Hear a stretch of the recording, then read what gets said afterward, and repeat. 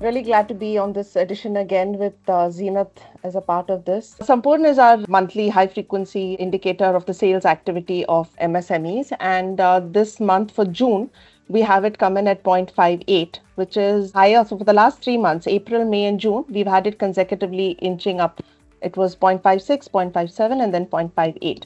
It's still showing us in the zone of mild expansion. So we're not seeing any great spurt. Last month, we did talk about how we felt that there is a sense of buoyancy that we are seeing in the sales. And I think it's also borne out by a few of our macro indicators. As always, economic indicators, there's some positive, some negative. So we have to balance it out. The IIP, for instance, for June, for manufacturing, it was a 3.9% year-on-year growth.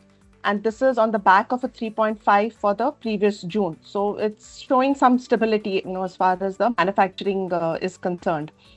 We also have the non-oil exports. For all the trade uncertainty, tariff uncertainty that we're talking about, they've been holding up. So it's a mild growth in June for non-oil exports. And again, we see some segments moving up and down, like engineering goods have done well, electronic goods are just slightly up. I think ready-made garments and all, which were doing extremely well, haven't shown such a vigorous growth. And gems and jewelry, again, the exports have gone down in June compared to before. So there will be sectoral changes, which I'm sure you'll keep talking about. On the credit side, which is what we would like to have your views on, especially, we've seen a surge in the bank credit to micro and small segment. The growth has improved dramatically. It's, I think, something like 21.8% year on year in June. For micro and small, and for medium it's about 14% or so, or 15% or so. So it's actually doing quite well. But again, there are nuances, there's sectoral issues. So I wanted to know from you, Zenith, what do you see on the ground? Because like I said, for macroeconomists like us, we have this theoretical, something's up, something's down. We have lots of official numbers coming in. What do you see from the industry and from the ground as far as the credit offtake is concerned for small businesses? Thank you so much for having me for this Sampurna edition. Glad to be part of it. For MSME, one thing is that it has always been close to my heart. Reason being, while I worked across branch banking, retail, corporate, MSME, etc., but this is one business where I have done sales, I have done policy, I have done underwriting, and I have done collections. So somewhere, I'm very passionate about this business. So when we speak about the industry, and when I look at the industry, a firm believer, financial professional, I have a firm belief that there are always good people in the bad industry or a declining industry, and there are bad people in the good industry. It is about resilience, that how this MSME build themselves and are resilient. Yeah, industry do have an impact on them, and what I see on the ground currently is, as rightly your indicator showing me, that textiles, gems and jewelry, auto and auto ancillaries, manufacturing units per se, I am seeing some stress because of the extended working capital cycles, the wage pressures which they are facing, the reduced exports.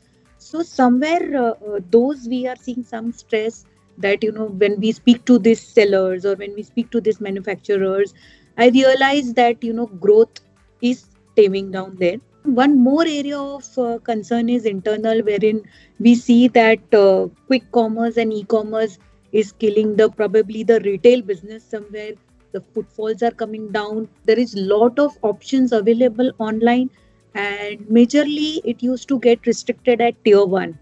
It's not now. So it's expanding to tier 2, tier 3, tier 4. So somewhere we always thought that digital is a urban phenomena, but if I look at the numbers, probably the digital India is growing far more faster in the rural and tier 3, tier 4 kind of locations. So somewhere I'm seeing very good industries also coming up, pharma and API manufacturing, etc. I see flourishing. Food processing to a large extent, cloud kitchens, logistics, I'm seeing a very good growth, improvements, especially because of e-commerce and quick commerce. IT services, while we all say that, obviously AI is going to eat the jobs of most of the IT professionals only, But currently, as a services, doing good. Green energy in auto ancillaries also, where people are into green energy. I see, it growing, and they're doing well. Health, fitness, Hmm. tourism. I think these are the industries that we see, while and India's growth story is very different. So while those tariffs, etc., probably will bring an impact, but what I feel is that internally, because of our government initiatives which are coming up for MSMEs, the bankers seeing that sweet spot in MSME, somewhere it's getting balanced out currently. Yeah, thanks so much, Zenith. Actually, continuing on that, what I would like us to kind of take note is that 20.5% YOY growth, which is the June data, it's fairly robust because it is the highest year-on-year growth recorded right from December 2023 insofar as it concerns credit to MSME goes. So there has been a steady improvement and fairly robust over time, and definitely therefore very, very encouraging.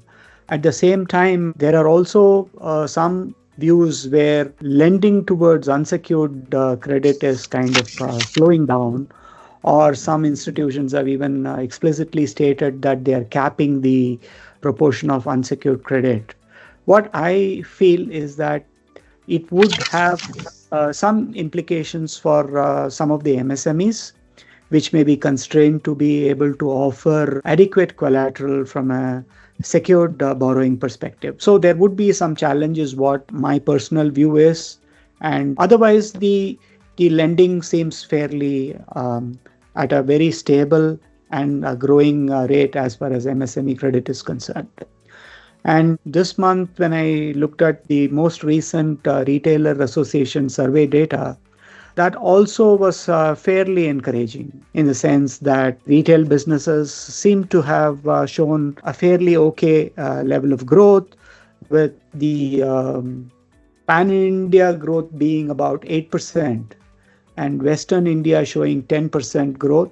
East, of course, has lagged behind significantly at 4%. And so personal consumption across multiple sectors, very specifically like apparel, consumer durables, sport goods, and as Zenith even mentioned, QSR, the quick service restaurants, they all seem to have been fairly robust in terms of their growth, albeit the highest growth being 10% for apparel and sports goods, etc. But on an average, most of these sub-verticals have grown between 9 and 10%, with beauty and wellness alone recording rather low growth of 6%. And that's something interesting. It just stood out for me. And overall encouraging from a personal consumption perspective. And it should therefore augur well for MSMEs, is my take on this. And I just want to pass it back to Sumita for her view and to move forward with the conversation. Yeah, thanks. So yeah, I did want to ask Zeenath actually, because I think it's interesting when you said that it's moved, the consumption trends, digital consumption is moving into the smaller towns and is spreading. So we're seeing different patterns of behavior. So our domestic demand and consumption demand that we've been talking about is going to be, I think, as you said, one of the strongest drivers of our growth still going forward. Because there are so many, nuances and segments that we have. At the lower levels of small businesses or family businesses or lower income segments, for whom microfinance was one of the strongest suppliers of finance. What do you see happening in that sector, and how do you see banks and NBFCs kind of looking at this segment? I think FY25 was a year where MFI industry took a hit. Probably you can say it was a disruption year for MFI industry. First demonetization, then COVID, and this year was complete disruption.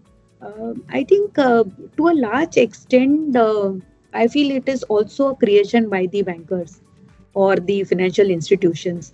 So somewhere, I think we should all act like a responsible banker. And when I say responsible financiers, why do I say that? I say it because one is, selecting your right kind of a customers, removing the delinquent customers. I think that is part and parcel, and it is now become a hygiene factor.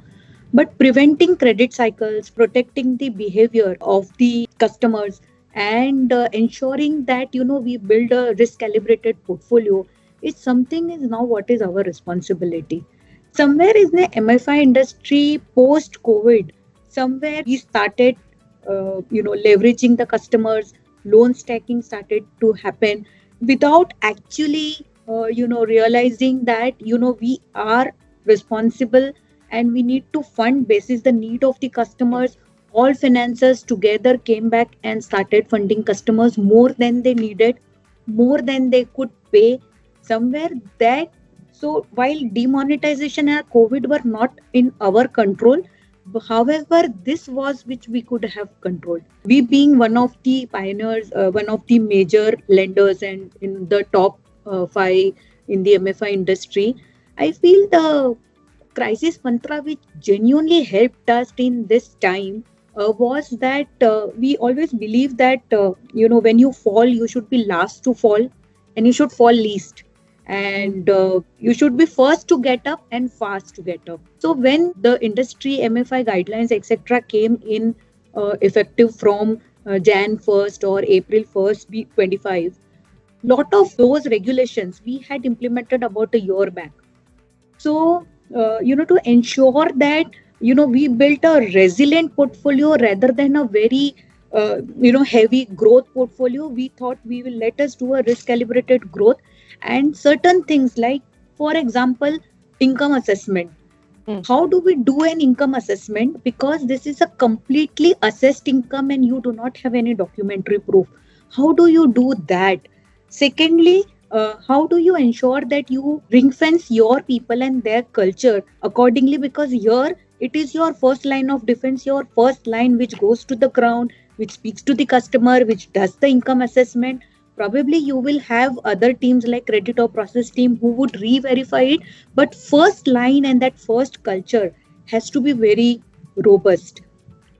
If you see, it was more of a race that this financer and in this geography in this district, and I also need to be there are borrowers, so we went on stacking to the same kind of location, same kind of geography. I think one of the way to control is first, as I said, is such crisis is one is how do you ensure that your portfolio is resilient. So how do you ensure that not only at the leverage monitoring, not at the time of approving or giving money to the loan, but on a continuous basis, how do you do your leverage assessments? How do you ensure that, the economic engaging with the customers and ensuring that their economic activities are going on? Third is having limits across, probably people monitor all the geographical limits of exposure on state and to the next level to the districts. Can we go one level down and to the villages? I think it's what really helped us that, you do a micro management where you go till village level and then you do a bottoms up and you see how resilient your portfolio is and how fast you can take action. Third is educating the customers. Somewhere in the entire process of lending, somewhere everybody, each banker forgets that somewhere the interest of the borrower has to be protected. It's not only the responsibility of RBI or it's not only the responsibility of SIDBI, etc.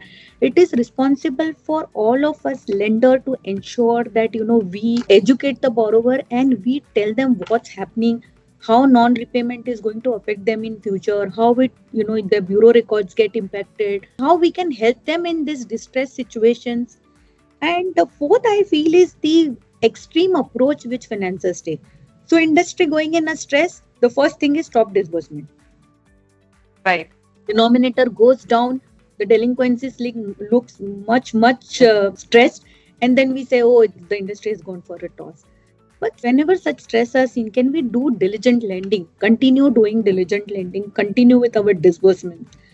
I think this all factors put together probably will help us to face these cycles in a better manner in future. I'm not saying that cycles will not come. There will be great cycles, but how do you manage them better is some of these things if we can put in place. And this actually helped us. And if you see, we were the one who got least impacted by this crisis in FY25. That's great. So I hope these kind of practices, continue amongst the others, because as you're saying, there are many more new to credit customers, because the entire culture of consumption is also changing. So Yes. whether it's aspirational, whether it's income levels and so on. So you have to just make sure that the bottom layer, whether it's a small business, family business, or the lower income people, are still not exploited and their real credit needs are met, properly. So Yeah. I think Narcisa had some question about data. I was looking at the auto sector very specifically because earlier in the conversation we did touch upon it. When I look at the Vahan registrations, which is a very big facilitator for understanding how the registrations of personal vehicles and two-wheelers have all happened over the last 6 months, I see this to be still a mixed bag, in the sense that I'm just looking at the stats as I'm speaking. The light motor vehicles almost flat in May. It was negative 4% in June, and July has shown some uptick, the latest data. Likewise, two-wheeler did show a good growth in May, but again dropped back to negative 2% in June. My areas of concern is one of the important drivers of loan book for all institutions is the four-wheeler and two-wheeler offtake. And if there is some slowdown there, it could have some ramifications, not just from a loan book perspective for everyone, but also the fact that it indicates a lot of confidence in private personal consumption and willingness to take on additional liability on part of people especially. And it is tied into a lot of MSME activity as well, because they're all component suppliers, dealers, etc. to the automobile industry. So therein lies some what you call as a little bit of a blip that hopefully should start easing out, and then that should help us a lot, is what I feel. Speaking of that, also I just wanted us to touch upon index does show some flattening. There has been some decline in the light motor vehicles as well as in the light goods vehicles, but two-wheeler is kind of up and down. So this is something that definitely needs watching for this July, because July normally is a better month from many perspectives, and we're hoping that the numbers should look slightly better, which does seem to look so, because when I'm looking at the monthly business updates from a lot of auto majors, from two-wheeler as well as four-wheeler auto majors, the numbers do seem very, very encouraging. And I hope that this continues to translate into better MSME growth as far as economic activity is concerned, and more personal consumption that can trigger all-round growth. Yeah. Nasi, I have been traveling extensively and meeting these dealers, and the insight which I get from ground is, they now are very optimistic with festival season coming up. So next month onward, they're very optimistic that the sales growth would go up. One of the reason for decline was also that dealers saw a reduction in finance. So the financiers have strengthened their lending practices, lending policies. So they saw some cut down there, especially the products which were very low touch, like two-wheeler, etc., where financiers have got strengthened their processes in terms for asking few more checks and balances, whether digitally, whether physically, but some more checks and balances have started going up. Some decline in the NTC borrowers. So somewhere while we are looking at NTC borrowers as no bureau track record, etc., but people, all the financiers and lending institutions should now pull up their socks and know that there is a huge amount of ecosystem data available, be it payments data or be it account aggregator banking or be it UPI data. There are a lot of things which are now available to underwrite an NTC customer better. So somewhere using those tools and this, if you probably have read about Cyclops, which is our AI ML based initiative for two-wheeler, which we launched in June. And I can tell you, Narsi, the performance is superlative, the growth is good, and we are very confident that this will help us to, do a risk calibrated growth. But I'm very optimistic that the festival season will bring back the sales as well as lending for us, growth for us also in the vehicle business. So taking off on that point, so you believe that the ability to now procure much more varied data sources, not simply restricted to the traditional data like the bureau or financial statements, is dramatically altering the way we would want to underwrite risk? And do you see it now providing much deeper insights into customer behavior and therefore the ability to risk assess much better and price the risk as well? Definitely yes, because coming back to our MSME lendings, if I see my MSME borrowers, and as I said that, I've done sales, I've done credit, underwriting, policy for MSME. When I look back about 10 years back or as recent as 5 years back, it was always about, collecting the financials, collecting the banking statements, collecting all his registration documents, etc. Coming back to office, log in the file if I was in credit, I'll scrutinize everything. And then, we would come out probably whether we will give the money or will not give the money. We'll meet the customers and, take a call. And the things have changed, Udyam registration have gone and they are increasing. And I was very happy to know that 50% of Udyam registration is from women borrowers, women MSMEs.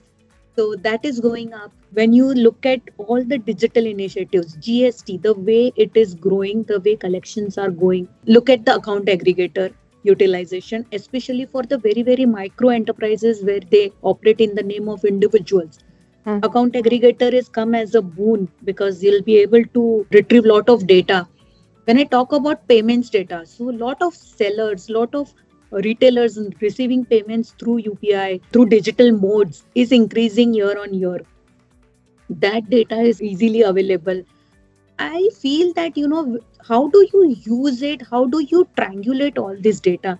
So for example, when I look at GST, what I see is, people have started saying that we are taking GST digitally and we are doing an analysis basis GST. What are they using from GST? They're using GST purely, probably the turnover, probably one or two more variables. But when I look at the Jokata GST score or the Jokata report, which I look at it, and when I look at various things which we look in the report, so from the GST data, look at the turnover, look at what are the sales return, look at the not only growth and degrowth, but supplier concentration, customers concentration, the discipline of filing the returns, the discipline of filing of returns by the suppliers or by the customers. Huge amount of data is available. However, how many financiers are currently using across all these aspects of GST from that single source? When it comes to banking, just stick to the traditional method of looking at the bounces and just that any penal charges, etc. Can we get into that cash flow assessment and do a complete cash flow assessment? Bounce, etc. is a hygiene check, but can you use it majorly corroborating both GST data and banking and stitching it together? Today, bureau, not only individual bureau, commercial bureaus are very strengthened. Both the scores are strengthened. Can we use that? Can we use the payment data? And when we talk about MSME, etc., we always speak about self-employed. We forget our self-employed professionals also. They are also available. And why not include them in this journey? Imagine chartered accountant or doctor who needs money and I'm able to generate his account aggregator and his individual bureau and his payments data, and just collaborate all three, triangulate all three together, and generate an offer and probably visit them. Somewhere in MSME, when the fintechs came in and started funding, people forgot in the race of seeing that there should not be any friction. I have a little different view. I feel happy friction is always okay. These are MSMEs. These are not your salaried, or these are not your individual where you're giving a small PL or you're giving a small two-wheeler, etc. These are the customers who really need finance, which is need-based, which can help them at right cost. Somewhere funding at taking borrowings at 20-30%, I don't think it is sustainable for any MSME. So taking at the right cost, and I don't think any MSME is in dire need of money that he needs it in 3 seconds or 30 seconds. If that happy friction is there, they are okay till the time they're getting the money in a reasonable period of time. I think that's a very valid point. 30 seconds. Yeah. My ask from Sumita, as usual, is what is her best estimate of what she believes Sampoorna index would be in July to start with, and take it from there. Yeah, so I'm still looking at it in the similar range of 0.57, 0.58, because there is still a lot of uncertainty in the short term that we have for this month. And yeah, so we'll see how it goes ahead. I'll be happy if over the next few months, as the festive season kicks in, maybe September, October, we'll see higher levels. But don't you think, Sumita, that July has always been a better month from a Sampoorna index movement perspective?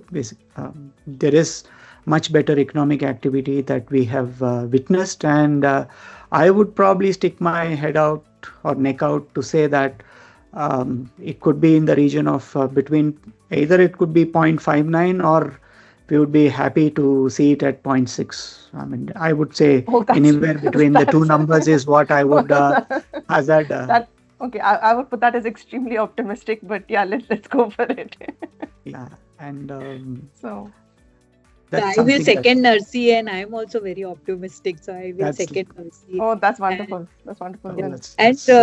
I just wanted to add one point on Sampoorna is I have been following it right from the beginning and have always tried to read it and interpret it. I always feel that while we have a lot of data on individuals, which is related to either unemployment or income, etc., we have a lot of data on corporates, etc. Somewhere when we look at the MSMEs, to gauge where the MSME industry is going, etc., there was no single benchmark. So it was always some data from the macro. So I feel that from the macro and individual customer, there is in between a layer which is called as micro clusters. And I think Sampoorna can play a very big role in helping the financiers to also, while they are monitoring the portfolio, to use it as a overlay over their portfolio when they are classifying their customers as individually red, green, amber. I think Sampoorna can play a very big role in helping the financiers look at their portfolio in a different perspective. I think that's very valuable suggestion, and under the Sampoorna initiative, we are able to also look at dissected versions of data where we are starting to profile the behavior of specific industries and comparing even those industries amongst clusters. Let's say we might want to compare a Pune cluster with a Coimbatore cluster or any other cluster, so on and so forth. And that's starting to provide very deep insights. And we're very, very glad that you're finding it very relevant and useful. And we're wanting to come up with a lot of industry level analytics insight, as well as various other areas that we are closely watching now, so that the data can be leveraged for much better risk decisioning and or interventional actions from a risk tolerance or from reallocation of even risk capital, to sectors or geographies, whatever that be. Thank Zeenat for coming into this conversation and adding so much of deep insights and providing very, very comprehensive views on the topics that we discussed. And we're very, very sure that our patrons, clients, and subscribers would find it extremely interesting and useful. Thank you so much once again. Thank you Thank so you. much. Thank you. And you all also Thank have a you. lovely weekend. Thanks. Thanks, everyone.